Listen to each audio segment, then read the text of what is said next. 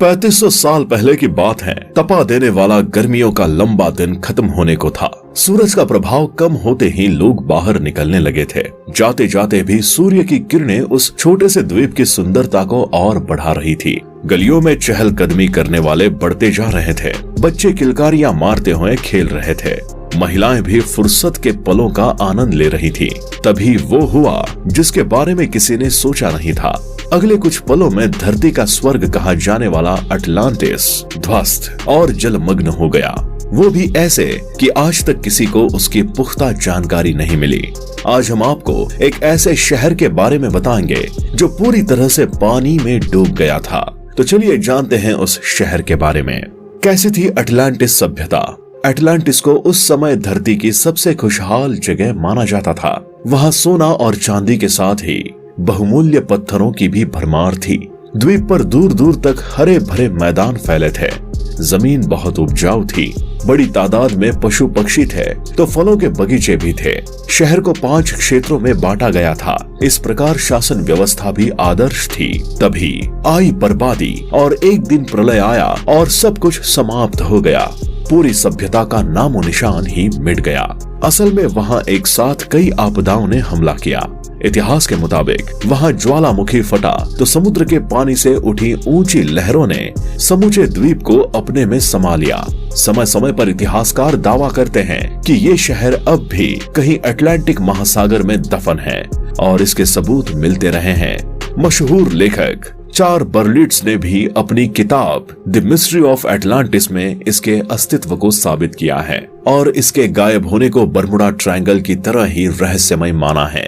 कई वैज्ञानिकों और इतिहासकारों का मानना है कि वे एक न एक दिन इस शहर को भी खोज। इस शहर से जुड़े कई कहानियां प्रचलित हैं।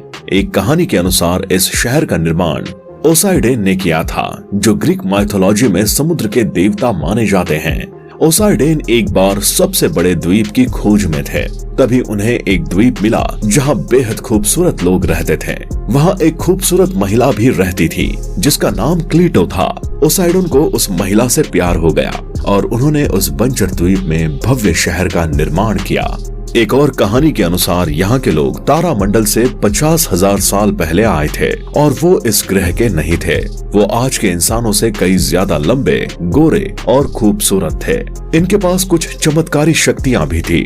वो मौसम और ज्वालामुखी को नियंत्रित कर सकते थे और उनकी औसत उम्र 800 साल होती थी। यहाँ के लोग टेक्नोलॉजी में भी बहुत आगे थे। उनके पास एक ऐसा यंत्र भी था जिसके जरिए वो टाइम और स्पेस से ऊर्जा प्राप्त करते थे। पर इस शहर के खत्म होने की शुरुआत ज्वालामुखी के फटने से हुई। इससे निकली काली राख ने पूरे क्षेत्र में अंधेरा कर दिया। बड़ी मात्रा में समुद्र में राख मिलने से उसका रंग भी बदल गया। ज्वालामुखी से निकली बड़ी और गर्म चट्टानों की मानो बारिश ही होने लगी। कई जोरदार धमाके हुए। कई सालों बाद तक वैज्ञानिक इस घटनाक्रम की तह तक नहीं पहुंच पाए हैं। केवल अंदाजा ही लगाया जा रहा है कि उस समय 500 से 1000 एटम बम फटने जैसी स्थिति पैदा हुई थी, जिसके चलते समूची सभ्यता का सफाया हो गया। सफाया भी इतने बड़े स्तर पर कि आज तक उसका कोई सबूत नहीं मिल पाया है। आशा की किरण इस सिलसिले में जानकारों के सामने केवल एक द्वीप है जिसे प्राचीन ग्रीक में प्लेटो कहा जाता था। वैज्ञानिकों का कहना है कि कालिस्टे ही एकमात्र अवशेष है जो अटलांटिस के बारे में कुछ जानने की संभावना बनाए रखता है। हालांकि अभी तक यहाँ से भी कोई उल्लेखनीय जानकारी नहीं जुटाई जा सकी है। प्लेटो की बात अटलांटिस के बारे में ये कहानी प्लेटो की दी हुई है। उन्होंने ही लिखा था कि अटलांटिस स्वर्ग था। वहाँ आलीशान महल और मंदिर थे जिन पर सोने चांदी की परतें चढ़ी होती थीं। मंदिरों की दीवारें और आधार स्तंभ भी बहुमूल्य धातुओं के बने थे। प्लेटो ने भगवान की एक मूर्ति का भी उल्लेख किया है जो पूरी तरह से सोने की बनी है। आगे रथ खींचते 6 घोड़े भी दिखाए गए हैं। मूर्ति को समुद्र के देवता के रूप में पूजा जाता था। स्वर्ग में भी इंसानी फितरत प्लेटो के बारे में कहा जाता है कि वे मानवीय स्वभाव के बहुत अच्छे जज थे। उन्होंने अटलांटिस को धरती का स्वर्ग तो करार दिया, लेकिन साथ ही वहाँ की नकारात्मक बातें भी लिखी हैं। प्लेटो ने एक स्थान पर बताया है कि अटलांटिस सभ्यता के राजाओं ने अपने साम्राज्य का विस्तार करने के लिए दूसरे राज्यों पर हमले किए। उन्होंने बड़ी संख्या में नरसंहार कर दूसरे इलाकों पर कब्जा किया। वे केवल एथेंस से पार नहीं पा सके थे। इस काम के लिए भगवान ने एटलांटिस वालों को सजा भी दी। ये सजा तूफान, बाढ़, भूकंप और ज्वालामुखी के रूप में होती थी। इन प्राकृतिक आपदाओं से एटलांटिस को समय समय पर भारी नुकसान पहुंचा। ऐसा ही प्रलय एक दिन आया और समूची सभ्यता इतिहास बनकर रह गई। क्या सही था प्लेटो?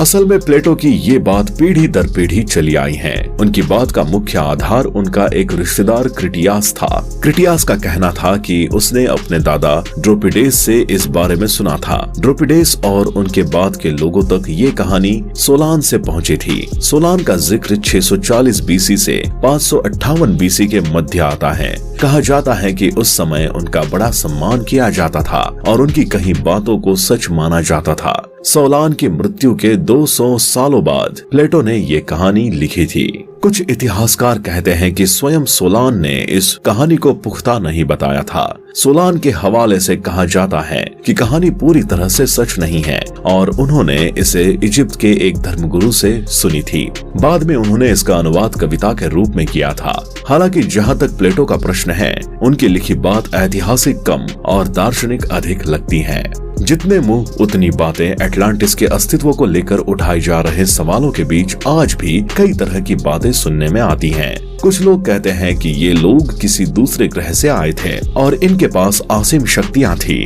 तकनीकी रूप से ये आज से कहीं आगे थे। इन लोगों ने दुनिया में सबसे पहले पढ़ना और लिखना सीखा।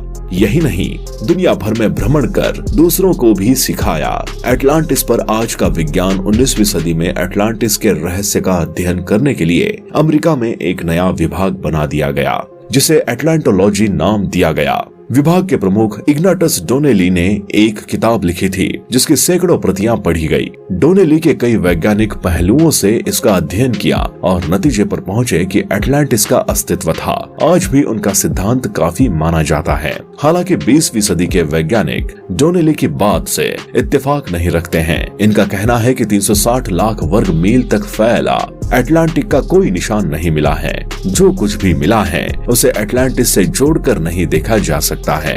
1912 में ये मामला उस समय फिर उछला जब न्यूयॉर्क के एक अखबार में इतिहासकार डॉक्टर पॉल शलीमैन का एक लेख प्रकाशित हुआ।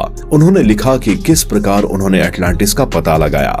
बतौर सबूत उन्होंने अपने दादा के दिए कुछ दस्तावेज पेश किए। हालांकि हाल के ही वर्षों तक ऐसे दावे होते रहे, लेकिन कोई भी जानकार मसले पर उल्लेखनीय दस्तावेज पेश नहीं कर सका है। प्लेटो की बात सच हो या कोरी कल्पना, पर एक सवाल अभी भी कायम है कि क्या कोई प्रलय ऐसा भी हो सकता है जो समूची सभ्यता को निगल जाए। प्राकृतिक आपदाएं और भी देखी हैं, लेकिन कोई सबूत ही ना मिले ऐसा नहीं हुआ। जटिल से जटिल मसले हल कर लेने वाले वैज्ञानिक भी आज तक चुप्पी साधे हुए हैं। आखिर क्यों? तो दोस्तों, आपको क्या लगता है, क्या वाकई ऐसा कोई शहर था भी या नहीं? आप हमें कमेंट बॉक्स में कमेंट करके बताएं। साथ ही वीडियो पसंद आई हो तो वीडियो को लाइक करें और चैनल को सब्सक्राइब करना ना भूलें। हम आपके लिए ऐसे ही वीडियोस लाते रहेंगे। तब तक के लिए धन्यवाद। मिलते हैं अपनी अगली वीडियो के साथ।